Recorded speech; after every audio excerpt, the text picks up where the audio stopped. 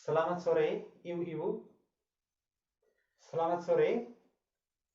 Mana semangatnya? Ini dia. Mana semangatnya? Ini dia. Oke, ibu-ibu, tepuk tangan untuk kita semua. Oke, terima kasih kepada ibu-ibu semua yang sudah bersedia hadir di tempat ini seperti biasa untuk menghadiri pertemuan kelompok atau P2K2, pertemuan peningkatan kemampuan keluarga. Seperti biasa setiap bulan yang kita lakukan. Terima kasih juga Ibu Susi yang sudah bersedia memberikan fasilitas tempat untuk kita berkumpul di sore hari ini melakukan pertemuan bulanan.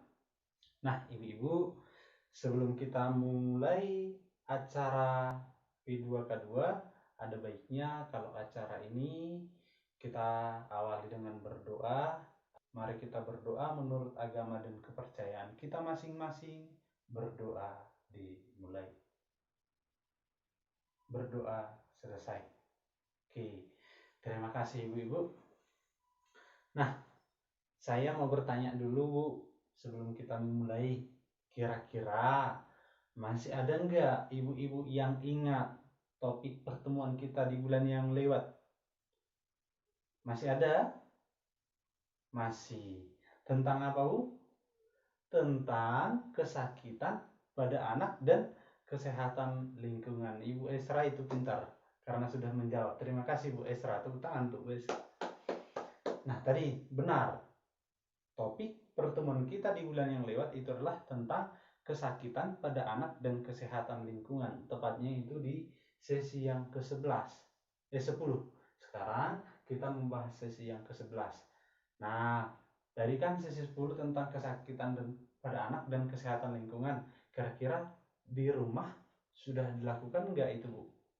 Sudah dilakukan enggak ketika pas mau makan mencuci tangan? Mencuci pakai sabun dan mencucinya di air mengalir.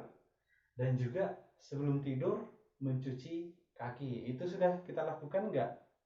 Sudah dilakukan enggak di rumah? Sudah ya? Oke, terima kasih ibu-ibu. Dan bagi ibu-ibu yang belum melakukannya, nanti sepulang dari sini dan seterusnya agar menjaga kesehatan dengan cara menjaga kebersihan diri dan juga kebersihan lingkungan.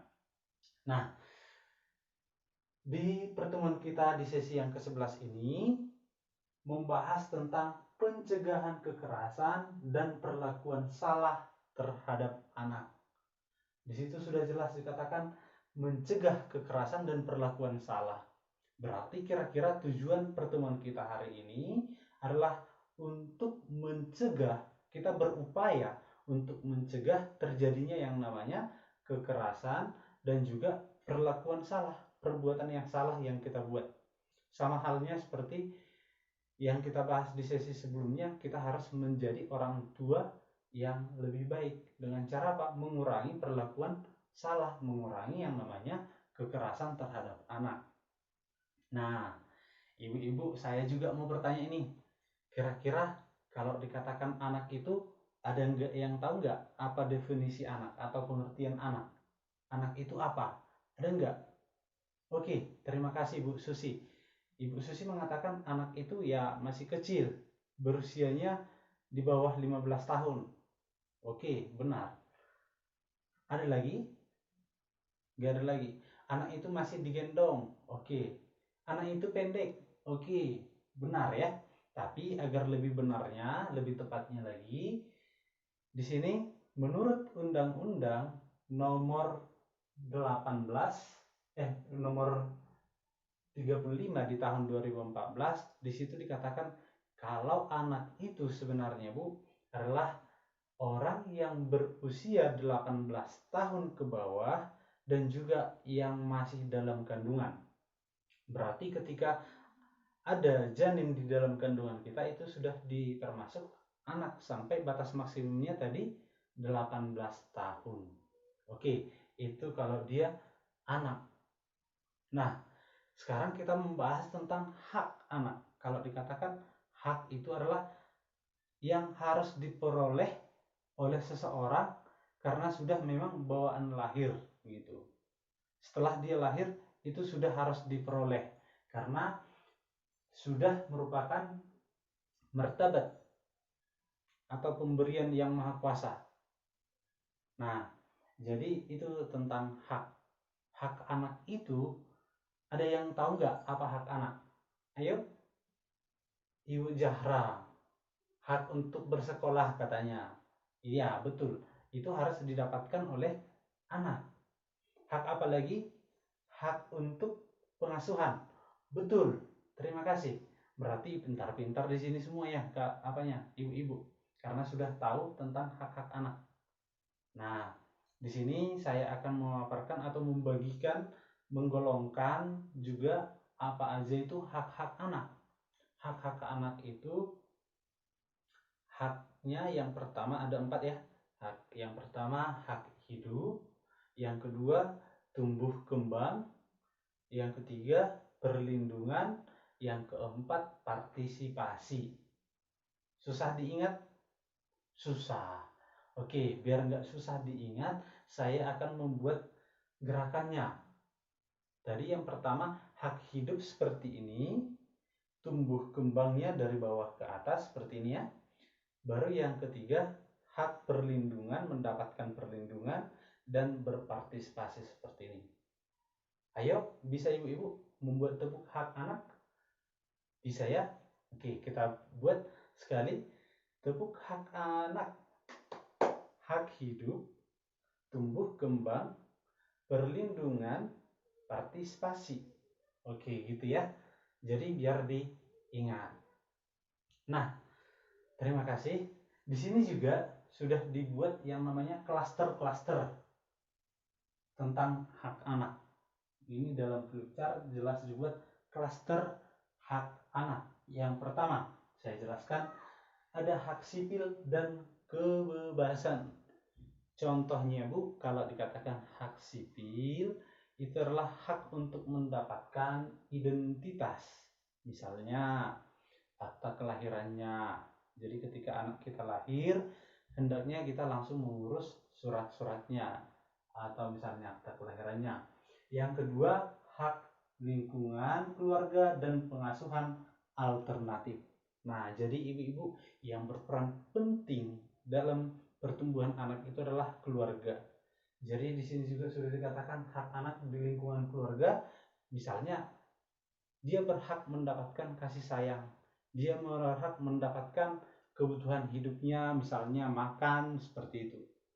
Nah, jelas ya.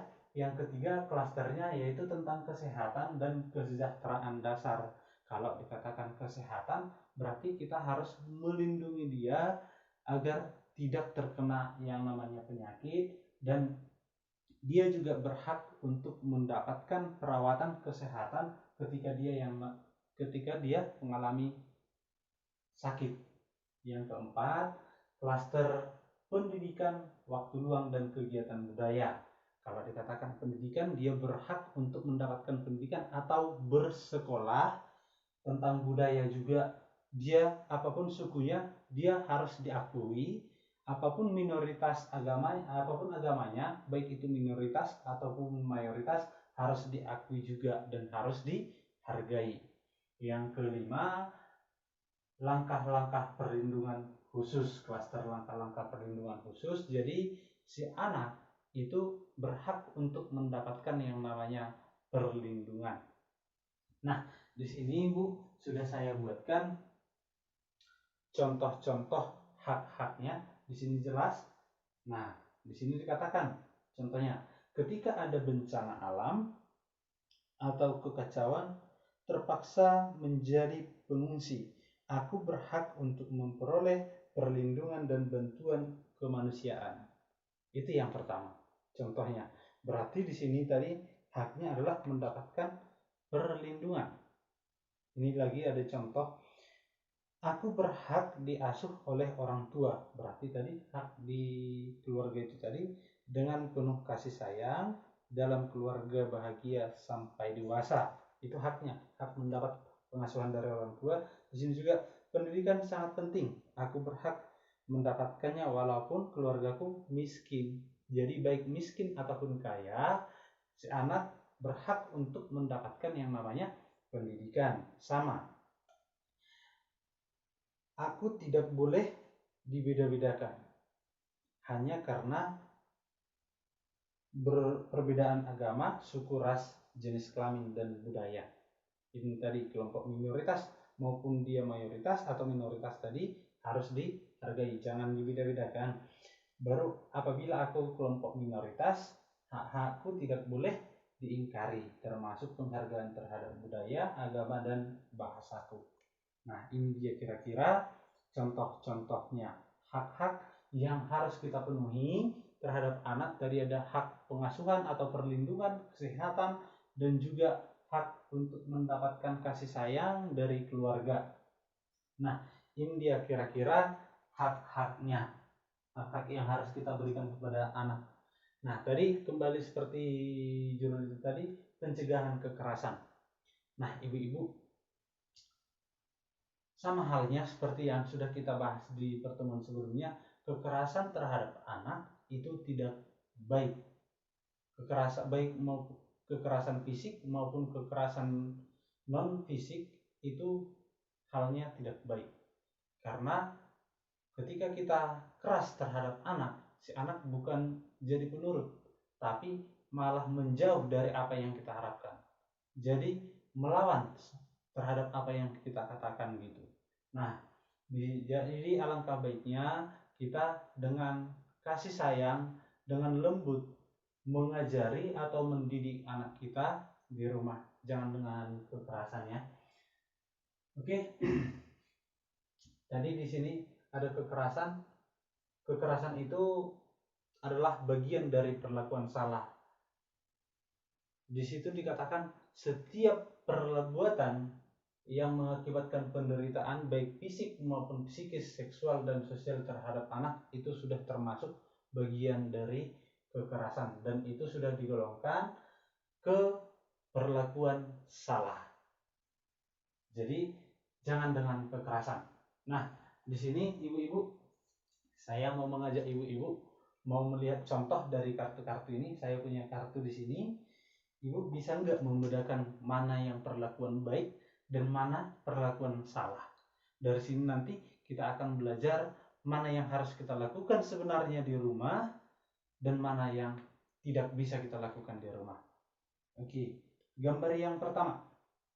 Ini si anak sedang bermain dengan orang tuanya. Ini kira-kira perlakuan baik atau perlakuan salah, Bu? Oke, mantap.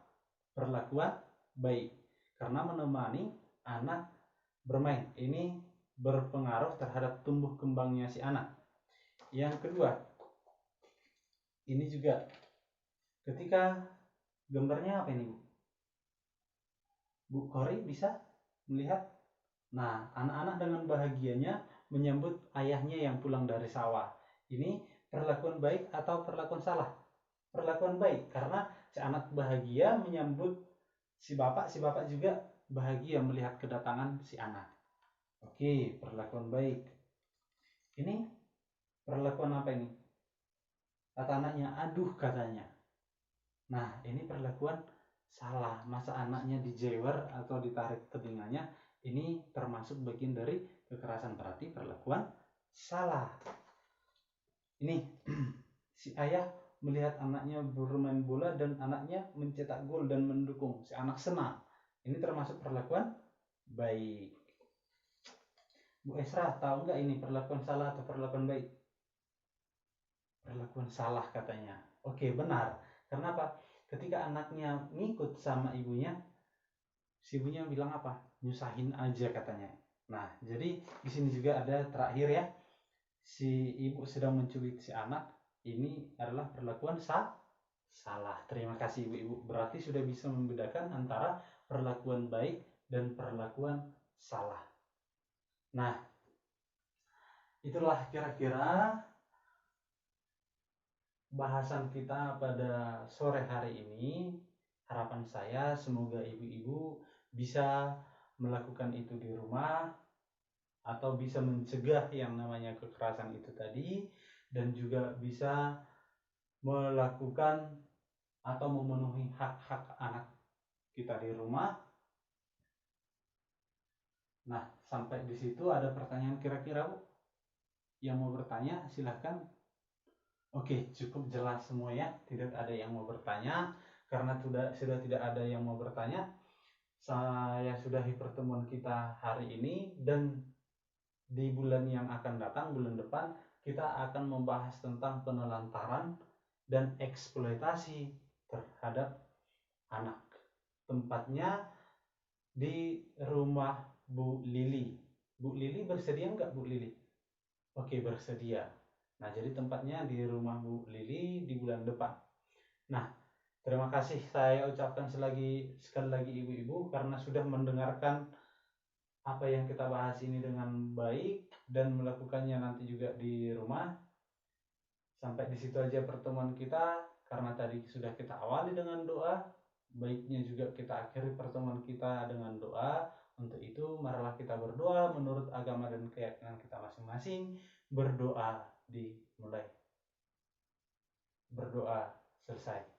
Oke, terima kasih ibu-ibu. Sampai jumpa di bulan depan.